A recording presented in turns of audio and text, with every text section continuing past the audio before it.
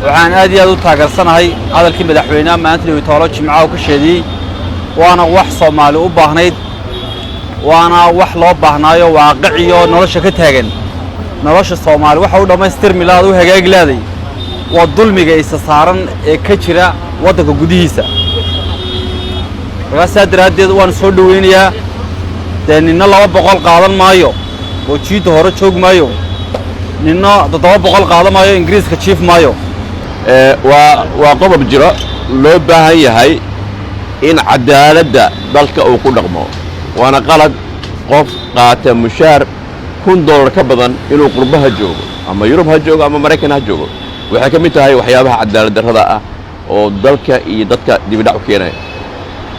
waan aragteen magaalada Muqdisho nadaafad xumada waa aragtaan jidadkii sidee yihiin waa aragtaan canshuurtii dalka si fiican loo soo xareynay haddana musuq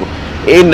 qof joogo Yurub iyo Mareykan joogo inuu mushaar qaato $1,000 ama $2,000 inuu qaato dabcan waxay tahay daciifnimo ay dalka u tahay aniga ka aragti ahaan dal walba waxa dhisa dhalinyaradiisa marka waxa jeclaan lahaa dhalinyarada wax baratay si ay dalkan wax ugu qabtaan in fursadii aad dalka ku lahayn nala siiyo dadkaas waxaan leeyahay aan shaqada lagu talagalay aan qabanayno oo dibadda iska jiifo waxaan leeyahay madaxweyne dadkaas si ugu dhaqsiya badan wax ka qabo